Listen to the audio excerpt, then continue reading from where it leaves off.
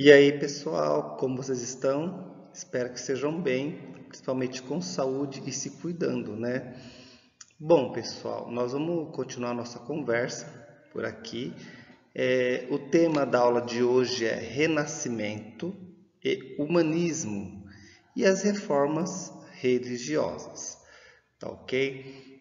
Lembrem de fazer sempre as atividades do aplicativo, tá ok? Não deixe de fazer nenhuma disciplina.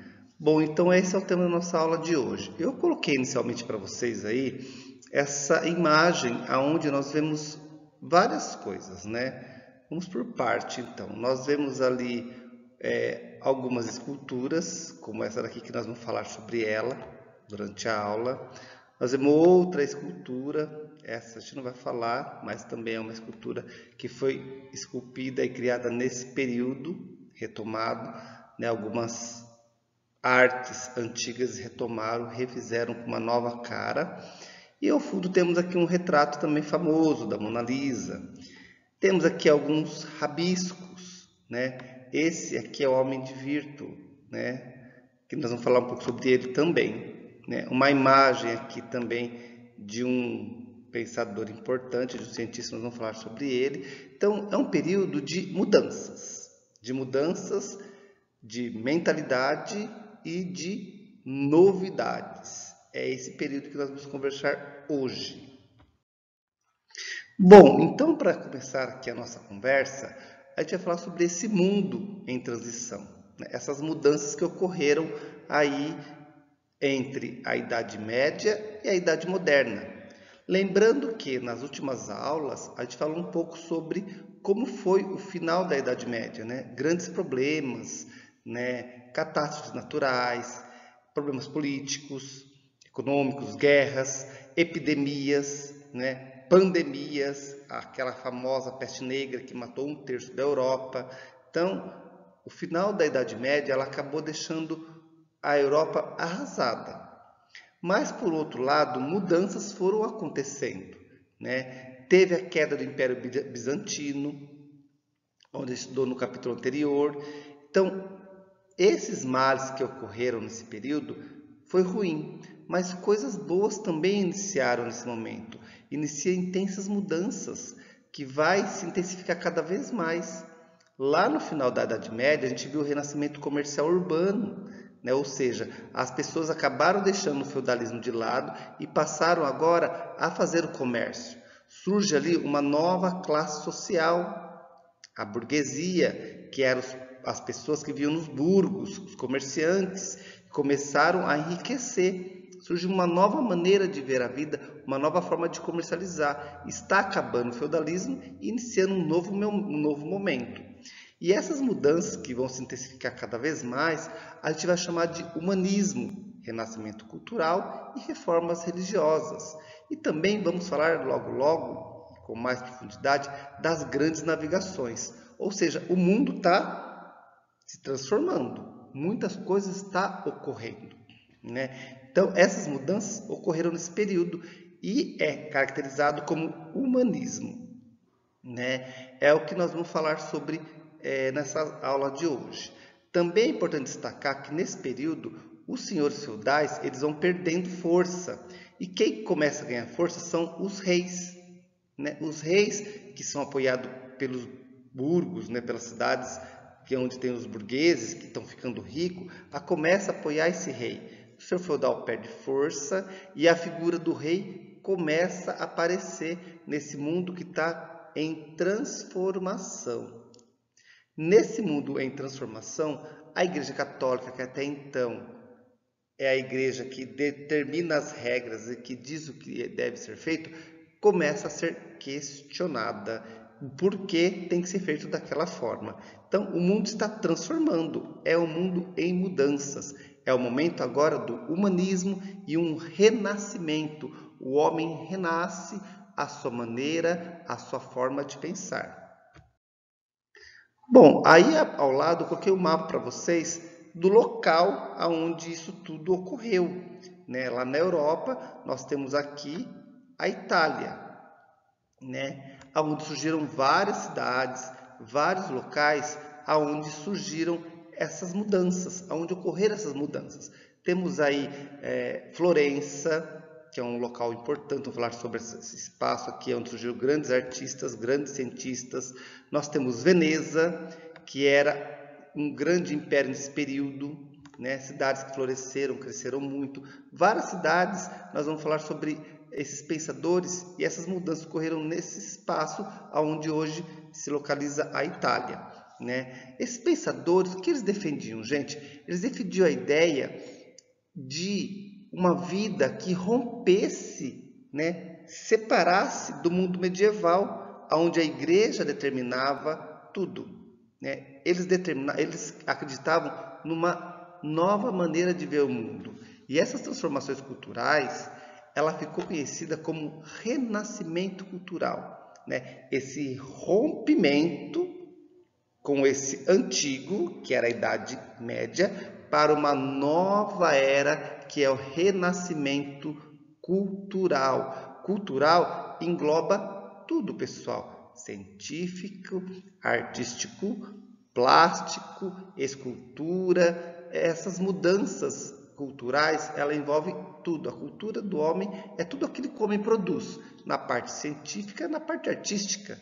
Isso é cultura. Então, esse renascimento cultural não é só nas artes plásticas, visuais, nas esculturas, mas sim no modo geral, inclusive na científica, né? Na medicina, na astronomia. Então, tudo isso faz parte da cultura humana que foi se transformando. Então, é um renascimento cultural. Essa nova maneira de ver o mundo, essa nova visão de mundo, o que seria então? O que seria esse humanismo? O humanismo vem de humano. Então, o homem passa a ver tudo com um olhar humano. Até então, o mundo era visto com um olhar religioso, com um olhar de Deus, de cima, da igreja. Agora, os homens passam a olhar o mundo de uma perspectiva humanista, ou seja, a partir do ponto de vista do ser humano. Eles valorizam a capacidade dos humanos, né? Tanto intelectual, onde busca explicar toda a natureza através da razão e não da Bíblia, ou seja, está chovendo não é porque Deus quis, está chovendo porque existe um porquê da chuva cair, tem uma explicação. Então isso é a razão, é a explicação para as coisas da natureza, né? Então era visto desta forma. Eles defendiam, gente, a possibilidade da fé conviver com o ser humano. Eles não eram contra a igreja, as ideias da igreja, mas sim, eles defendiam a ideia de estar junto. A fé pode sobreviver com a perspectiva humanista. Não precisa tirar a fé de lado. A fé existe, Deus está lá, mas o homem é criativo, o homem pensa, o homem investiga. Então era esse o objetivo dos humanistas. Eles defendiam isso, não acabar com a igreja, mas sim conviver junto. E esses ideais, eles foram buscar onde, pessoal? Essas ideias lá na Grécia Antiga, na Roma Antiga, né? A gente pode observar aí ao fundo duas colunas jônicas gregas. Então eles foram buscar lá na Grécia, que eram os pensadores antigos, essa renovação. Na Antiguidade Clássica, eles viam a civilização greco-romana, né, como modelo de arte, de vida, de valores, onde o centro das atenções era o ser humano. Então eles viam na Grécia Antiga, nos clássicos, essa renovação, que até então, na Idade Média, a igreja fez o quê? Abafou esse conhecimento. Eles quiseram trazer de volta esse conhecimento à tona e poder melhorar a forma de pensar. Então, eles buscavam na Grécia Antiga a inspiração para as suas obras, o seu pensamento. Aí no mapa ao lado eu coloquei algumas imagens, que é a Itália, e algumas invenções, algumas técnicas, formas de pensar, coisas que os humanistas começaram a criar. Por exemplo, lá na Alemanha, Gutenberg, ele inventou a imprensa, né? A prensa, aquela que faz livro, que faz várias páginas, não existia. Ele conseguiu inventar essa prensa, que é a nossa imprensa hoje, né? Lá em Flandres, por exemplo, Versalhes, ele descobre a importância da anatomia para a medicina. Ele vai estudar o corpo humano, vamos falar sobre ele também. Copérnico, lá na Polônia, o que ele faz? Ele sugere que a Terra gira em torno do Sol. E nós vamos falar sobre isso também. E por aí vai, pessoal. Muitas coisas foram sendo descobertas e foram acontecendo nesse período. Então, pessoal, qual que era a característica desse humanismo, né? Nós temos várias características, né? Nós vamos elencar aí o antropocentrismo, ou seja, antropo significa humano e centrismo vem de centro, o homem, o centro de tudo, ou seja, ele exalta, glorifica a inteligência, a capacidade criativa. Então, esse homem é o centro. Até então, na Idade Média, quem que é o centro de tudo? A igreja. Agora é o homem que se torna o centro de tudo. Ele valoriza muito essa questão da inteligência e da sua criatividade. Nós temos também aí o racionalismo, ou seja, a inteligência humana, que é uma qualidade do homem, a forma de pensar, de investigar as coisas, de experimentar, de fazer experiências, de usar a criatividade, de criar coisas, como o telescópio, por exemplo, como o carro, como o navio, como o avião, essa capacidade do homem criar coisas, que é usado com o racionalismo, essa forma de tentar criar através da experiência. Temos o naturalismo. O que é o naturalismo? Esse interesse pelo estudo da natureza. Por que está calor? Por que existe o terremoto? Por que chove? Né? Por que o fogo é quente? O homem quer entender como funciona essa natureza. Que até então, quem explicava isso era quem? A igreja. Choveu porque Deus quis. Teve um terremoto, um tufão, porque Deus quis.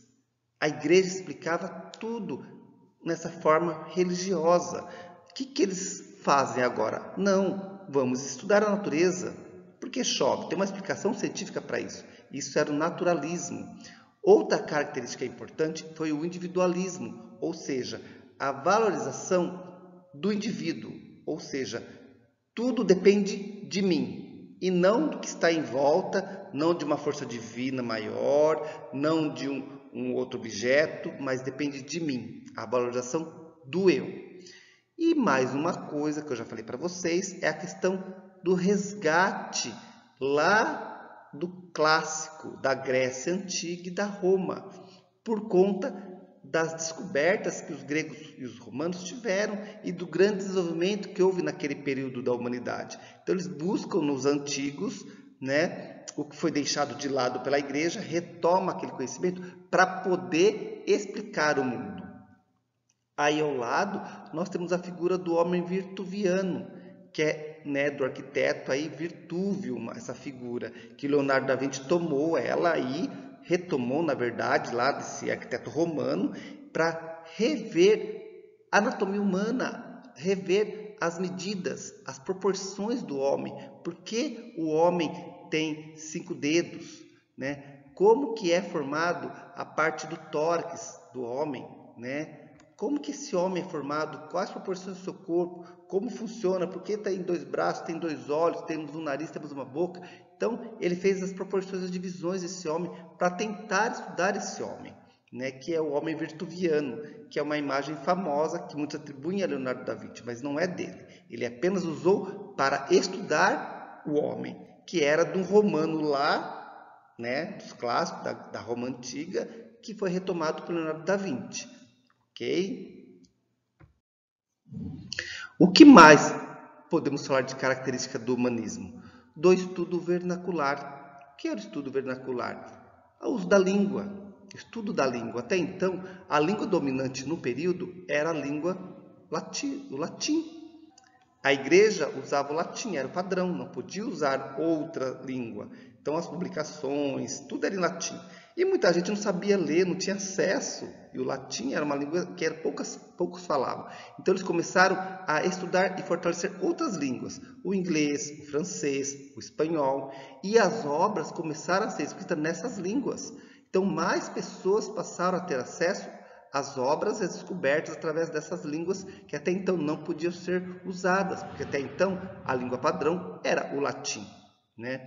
Começaram a praticar a retórica. O que era a retórica? É a prática de convencer as pessoas, onde na fala, no argumento, você consegue convencer alguém ou você consegue ali colocar o que você pensa. Isso é retórica, é a prática dessa fala, que inclusive hoje os políticos fazem muito uso disso. Tem uma fala rebuscada, consegue convencer as pessoas, consegue trazer o que ele pensa para as pessoas entenderem. Isso chama-se retórica, que é usada hoje nos debates políticos por muitas pessoas também, né? E como disse para vocês, o retorno às fontes antigas. Eles passam a deixar de lado as cópias feitas pelos monges e as traduções lá durante a Idade Média e retomam esses textos e eles fazem as novas traduções, né? Então, mais uma vez lembrando, o resgate à Grécia Antiga, a Roma, é vindo à tona, porque eles veem nessa obras antigas uma nova maneira de ver o mundo e uma nova maneira de pensar, ok? Na questão da arte, pessoal, o que mudou, né? Aqui ao lado eu coloquei para vocês uma imagem. Essa imagem, para vocês terem uma noção, é uma imagem religiosa. Para vocês verem, a igreja não foi deixada de lado. Pelo contrário, eles exaltaram muitas obras da igreja. Mas a imagem ao lado, que é chamada de Pietà, é uma escultura de Michelangelo, que é a Virgem Maria segurando Cristo em seus braços quando ele é tirado da cruz, eles fazem nos mínimos detalhes, pessoal. Eles valorizam todo. Se vocês olharem para cada detalhe, é um rosto humano que está aqui, de Maria, mãe de Jesus. Você pode olhar aqui a mão, né? Se a gente observar com mais atenção, nós podemos ver aqui até o sinal das veias dos braços de Cristo, né? O rosto de dor aqui de Maria. Então, esses detalhes não tinha nas obras antigas lá da Idade Média. Por que eles fazem isso? Para valorizar a beleza humana, para valorizar o humano e coloca o humano como centro das atenções. O humano, ele é especial, ele é importante. Então, as obras valorizam esse humano e fazem elas nos mesmos detalhes, né? E essa obra é resgatada lá da Grécia Antiga, essa maneira de ver as obras, de fazer a obra, né? Grandes artistas surgiram nesse período, chamado de Renascimento Cultural. Aí eu coloquei alguns: Leonardo da Vinci, Michelangelo, Donatello, Rafael, Sandro Botticelli. Eram artistas que não eram apenas pintores e escultores. Por exemplo, Michelangelo era escultor, pintor, poeta e arquiteto. Donatello, escultor. Rafael Sanzio, pintor e arquiteto. Sandro Botticelli, pintor. E Leonardo da Vinci, então? Era tudo e mais um pouco. Ele era cientista, matemático, engenheiro, inventor, anatomista, pintor, escultor, arquiteto, botânico, poeta e músico. E também foi o precursor da avaliação e da balística das balas. Então, olha quanta coisa Leonardo da Vinci era. E ele era um estudioso, um cientista e investigava. E muitas pessoas olham o Leonardo da Vinci apenas como um pintor. Não, ele foi muito mais. Então, os cientistas dessa época, os pensadores, eles tinham várias características. Ou seja, eles tentaram tirar de um máximo deles, que era, né, o humano, essa criatividade, essa invenção, para externalizar e mostrar para pessoas que o humano é capaz, sim, de pintar, de esculpir, de ser construtor, de ser um botânico, ser um poeta, ser um músico. E hoje nós não vemos isso, pessoal. Nós temos aí várias pessoas de várias áreas. Tem as pessoas que têm ali o talento para ser médico, outro para ser cantor, outro para ser jogador, né? Então, o humano ele é capaz. E nesse momento, o humano é visto como essa pessoa capaz. E na obra de arte é mostrado isso através da profundidade, através, né, das sombras, né? Então, tudo isso é mostrado nessa arte, este humano perfeito. Qual era a finalidade dessas artes? Elas tinham diferentes finalidades, né? Nós tínhamos aí o uso religioso, aonde era a representação de passagens bíblicas, né? Esculturas, adereços feitos em igrejas, né?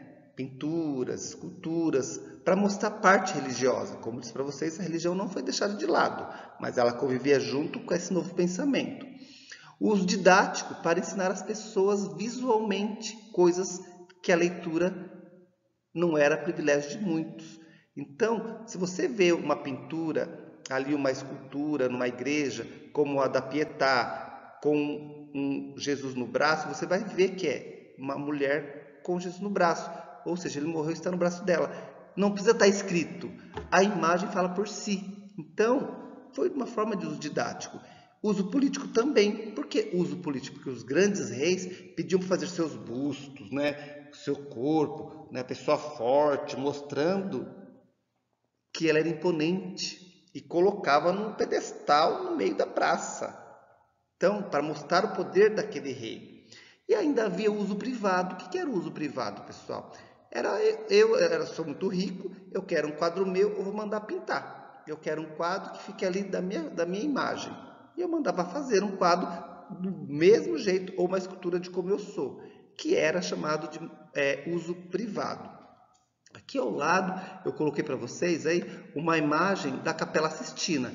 Esse aqui é o teto da capela, que é uma igreja, pessoal, que é a residência oficial do Papa lá na Itália, em Roma, né? Lá no Vaticano. Então, nessa igreja, o Papa ele faz as missas diárias ali e também lá que é feito o conclave. O que é o conclave? É quando sai um Papa e entra outro Papa, e os bispos se reúnem, fazem uma reunião para eleger um novo Papa. Essa Capela Sistina, né, o teto dela, ela é feita e inspirada no Templo de Salomão, onde Michelangelo e outros artistas desenharam e pintaram esse teto. Então, aqui não dá para a gente ver com tanta perfeição, mas se vocês procurarem aí Capela Sistina no site, digitar lá no Google, vocês vão ver com mais precisão, explicando ali um pouquinho da criação do mundo, né? O contato de Deus com o homem, Adão e Eva. São vários trechos bíblicos que está relatado nesse teto com perfeição, lembrando o humano, o belo, né? Que foi feito na Capela Sistina, que está lá até hoje na Itália. Essas obras de arte, gente, tinham um financiador, alguém que pagava, alguém precisava pagar isso para fazer.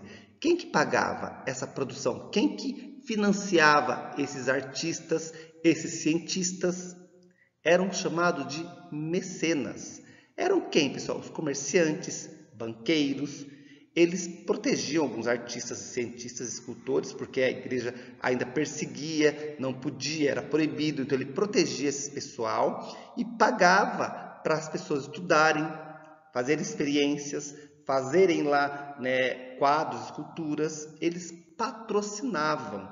Eles eram chamados de mecenas, né, que a gente conhece hoje como, chamam as pessoas de mercenário, que era aquela pessoa que patrocinava, que pagava para alguém fazer, né? Aí ao lado nós temos a imagem de um mecenas.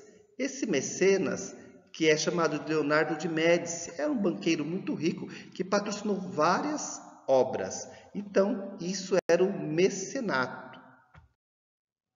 Na parte científica, pessoal, o que é importante destacar na parte da astronomia é a questão da posição da Terra e do Sol. Isso foi muito debatido, pessoas foram para a fogueira por conta disso, mas chegou-se a esse estudo e provou, por A mais B, o que de fato acontece. Aqui na primeira imagem nós estamos o que lá falava na Idade Média que a igreja pregava, né? Que a Terra era o centro do universo, ou seja, os planetas giravam em torno dela. É chamado de geocentrismo, que foi elaborada lá no século II pelo grego Ptolomeu, e permaneceu por muitos séculos, e a igreja permaneceu dizendo que era dessa forma, e até esse momento era isso. A Terra é o centro do universo e os planetas giram em torno dela. Porém, no humanismo, nesse renascimento cultural, uma nova ideia veio à tona, chamada de heliocentrismo. Ou seja, nós temos o Sol no centro e os planetas giram em torno do Sol. É o que de fato hoje acontece, né? Por que a gente tem, né, dia e noite? Porque a Terra está girando. Ela vai girando em torno do Sol, em torno de si mesma, e aí vai acontecendo as mudanças de temperatura, dia, noite. Isso é o heliocentrismo. A Terra girando em torno do Sol. Isso foi descoberto lá por Copérnico, essa teoria, que até então era o geocentrismo, a Terra, o centro do universo. Agora passa a ser o quê? Heliocentrismo, que é o Sol, o centro do universo. Uma descoberta também lá no Renascimento Cultural, através do humanismo. Outra descoberta, como eu disse para vocês lá no início, em Flandres, o Andreas Vesalius, ele se dedicou a estudar o corpo humano a partir da dissecação de cadáveres. Isso mesmo, abrir cadáveres e estudar como o ser humano funciona por dentro. Era proibido, pessoal, a igreja não permitia fazer isso. Ele começou a tentar entender o funcionamento do corpo humano e com isso descobrir como funciona, né, as doenças, o corpo como é, e saber as partes do corpo. Isso ajudou muito na parte da anatomia e na parte da medicina, esse estudo do Andreas Vesalius. E ele foi perseguido por isso. E por ele ter sido perseguido por isso, ele foi condenado, pessoal, a peregrinar até Jerusalém como penitência, porque não podia fazer isso. Mas, por conta dos seus estudos, pôde descobrir esse funcionamento do corpo humano. E para a gente fechar aqui, nós vamos falar sobre a imprensa, né? Que é essa inovação que ocorreu nesse período. A forma de editar, de escrever, né, as descobertas, que até então tudo era feito por copistas. Era manuscrito, pessoal, escrito, né? A partir da invenção da prensa, que é esse material, né, esse móvel que a gente está vendo aí, olha, meio arcaico, né, antigo, onde eram várias letrinhas e era prensada, e você podia fazer várias vezes e não ficar escrevendo um monte de vezes a mesma coisa, era a prensa. Isso possibilitou o quê? Fazer mais, né, colocar mais informações para um grande número de pessoas, chegar mais informações às pessoas. Puderam fazer livros, mas isso não quer dizer, pessoal, que o copismo, o manuscrito deixou de lado. Não, conviveu junto como convive até hoje. As pessoas escrevem, mas tem lá a prensa, aonde é feito os livros que vocês usam, por exemplo, né? Os jornais, revistas, é a prensa, né? E foi lá nesse período que foi inventada por Gutenberg, né? Ele criou esse equipamento. E através dela, hoje a nossa imprensa, ela funciona a todo vapor. Inclusive agora nós estamos numa outra era. Além de a prensa, onde é tudo escrito, nós temos a imprensa, aí a parte virtual, aonde a gente pode ter acesso a esses escritos através, né, aí da internet. Mas o início de tudo foi lá com a prensa, onde era tudo feito ali de uma forma arcaica, mas que melhorou a forma de divulgar e difundir os novos conhecimentos e estimulava as pessoas a investigar cada vez mais e também estimulava o senso crítico, ou seja, o questionamento das coisas, né? Então, pessoal, tudo isso que aconteceu no Renascimento Cultural foi muito importante para essa transição, para essa mudança e essa nova forma de ver o mundo, tá ok? Bom, por hoje é só, pessoal. A gente se vê na próxima. Até mais. Tchau!